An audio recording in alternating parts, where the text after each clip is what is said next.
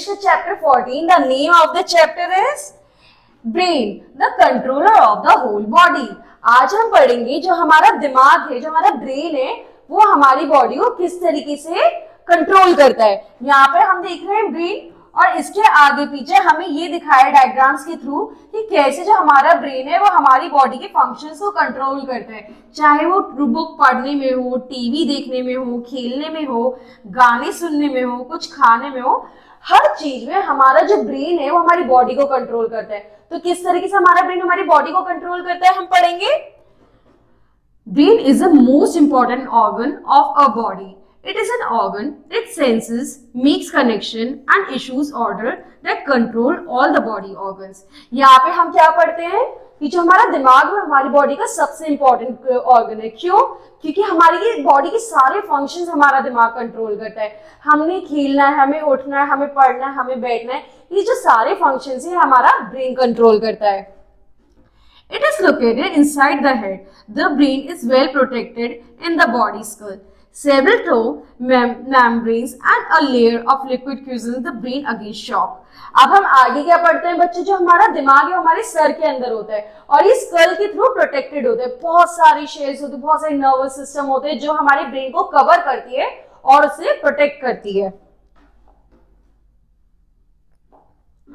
The brain is made up of special type of cells which is called neurons. आगे हम क्या पढ़ते हैं, जो हमारा ब्रेन है वो एक स्पेशल सेल से कवर होता है जिसका नाम न्यूरॉन होता है. Each cell is shaped like a pyramid. From its corners extend threads like a branches called the dendrites. आगे हम क्या पढ़ते हैं, जो हमारा ब्रेन है वो काफी सेल के थ्रू भी कवर होता है जो कि डेंड्राइट्स कहलाता है. A brain contains billions of these cells. Billions of additional neurons are found throughout a body. They wake our nerves. The structure of nerves vary with the job they do. अब हम आगे क्या पढ़ते हैं, जो हमारा ब्रेन है वो काफी सेल से, काफी सारे ब्रांचेस जो कि डेंड्राइट्स होती हैं उससे कवर होता है. बहुत सारे सेल होते हैं, there are billions of cells जो कि न्यूरॉन्स कहलाते हैं और ये हमारी बॉडी में पाए जाते हैं. The structure of neurons very the job they do. और जो न्यूरॉन्स होते हैं उनके अलग अलग फंक्शन होते हैं. आगे हम पढ़ेंगे जो हमारी जो ब्रेन है जिसमें जो सेल्स और ये ब्रांचेस लाइक स्ट्रक्चर होते हैं उनके क्या क्या काम होते हैं. Neurons transmit the receive signal or impulse made a tiny current. The neurons receives an impulse so its dendrites from a neighboring neurons. One neuron can transmit 100 of impulses in a single second. अब हम आगे क्या पढ़ते हैं, जो neurons होते हैं ये मेन हमारे बॉडी का क्या ब्रेन में क्या फंक्शन करता है, ये हमें सारी चीजें बताता है. ये हमारी बॉडी को थॉट में क्या काम करना है, क्या नहीं करना है, इन सब चीजों में हेल्प करता है. एक सेकंड में 100 ऑफ थॉट्स आते हैं हमारे दिमाग में. जो न्यूरॉन्स होते हैं ये उस चीज का काम करते हैं. The largest part of the brain is the cerebrum. This part is connected with the intelligent activity. जो cerebrum होता है वो हमारी intelligent activity of brain में काम करता है. The sense of sight is connected to the back of cerebrum. The front area of concerned with thinking.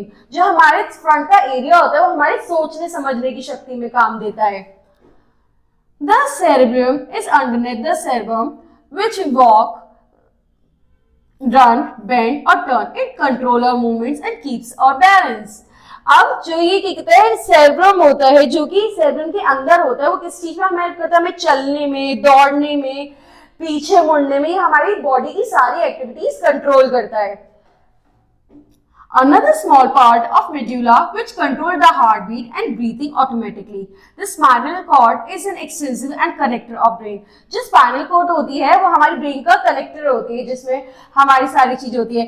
It control emergency situation. For example, if our hand touches a hot plate accidentally, the spinal cord makes our hand move back quickly. जो spinal cord होती है वो किस चीज में help करती है, अगर हम कुछ ठंडा एकदम से छूते हैं या फिर कुछ बहुत तेज गर्म एकदम से छूते हैं तो हमारी जो बॉडी में वो करंट देती है, वो सिग्नल देती है और हम एकदम से हाथ हटा लेते हैं.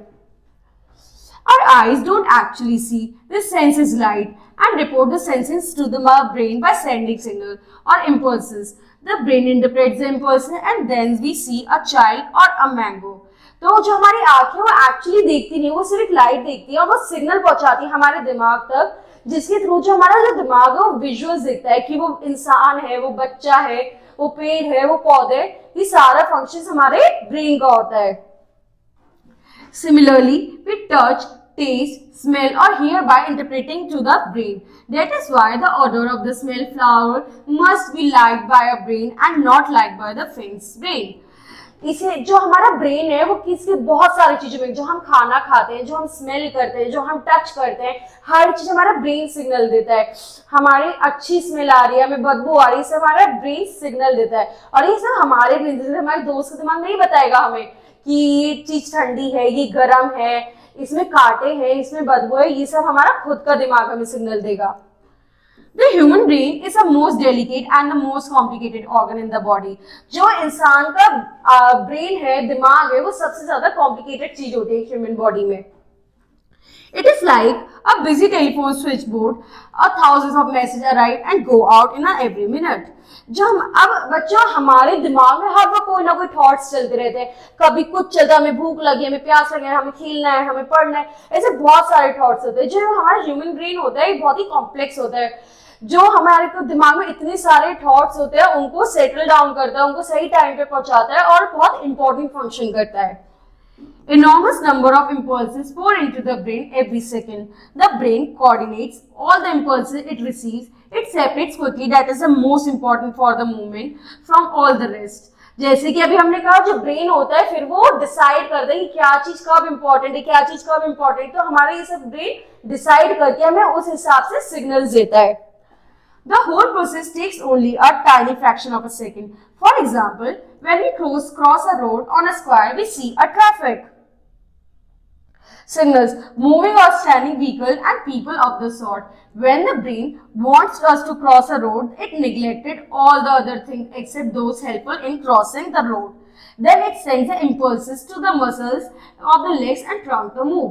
अब हमने जैसे कि पढ़ा कि जो हमारा ब्रेन है वो डिसाइड करता है हमें कब चलना है, हमें कब बैठना है, हमें कब खाना है, हमें कब उठना है, हमें कब क्या चीज गंदी है, कब अच्छी है, टेस्ट अच्छा है, हमें जो स्मेल आ रही है वो साफ है नहीं, ये सब हमारा ब्रेन काम करता है। अब इसको हम एक एग्जाम्पल के थ्रू समझेंगे।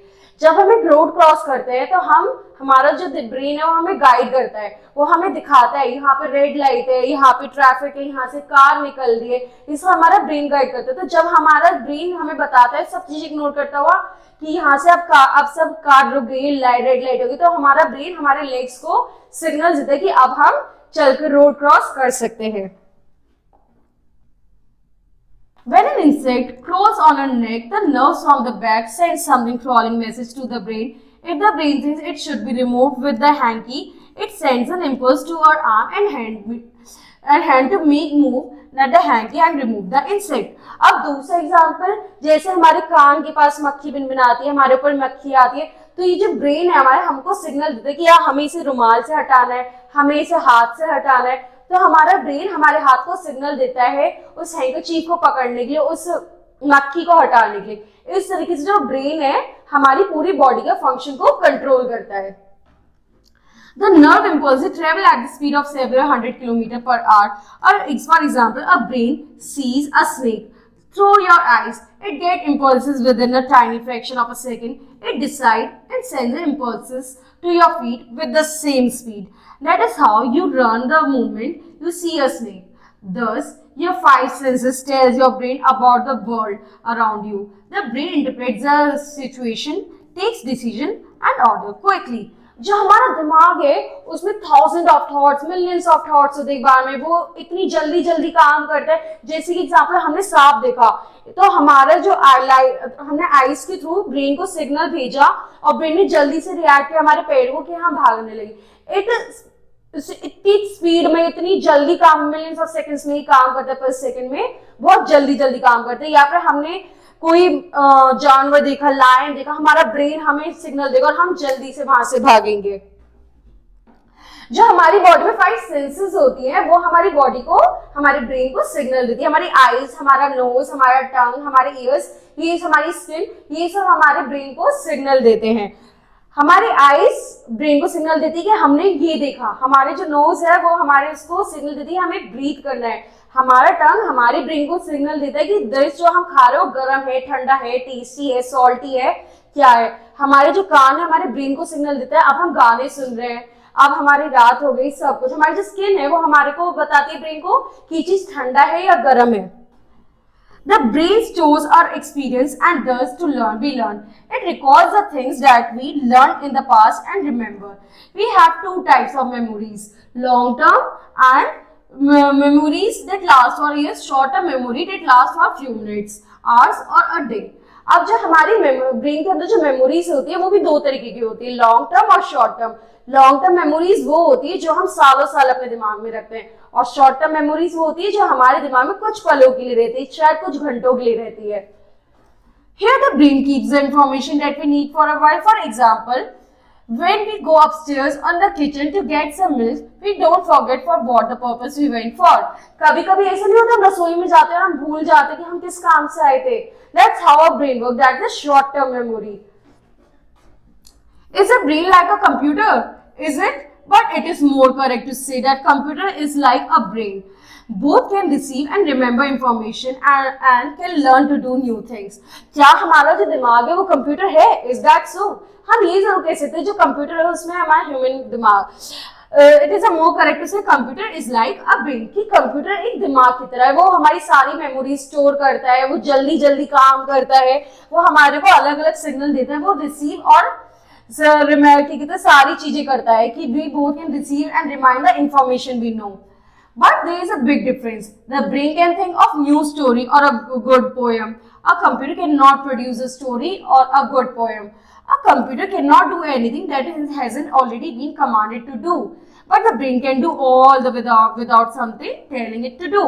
अब एक दिमाग और एक कंप्यूटर में क्या फर्क है? कंप्यूटर में हम जो फीड करते हैं हमसे वही कंप्यूटर वही कर सकते हैं। कंप्यूटर अपने हिसाब से कोई स्टोरी लाइंस नहीं बिठा सकता, कुछ नई चीज नहीं कर सकता, लेकिन जो हमारा ब्रेन है वो कोई और कंट्रोल नहीं करता।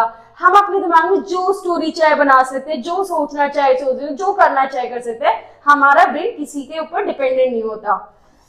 Moreover, a computer is not aware of itself. We have a brain, so we know we are here. A computer cannot feel things. The brain can feel things. It can be happy or sad. जो हमारा दिमाग है वो हमारे को खुश दुखी सब चीजों का रखता है, we can feel. लेकिन जो कंप्यूटर है वो कुछ भी फील नहीं करता।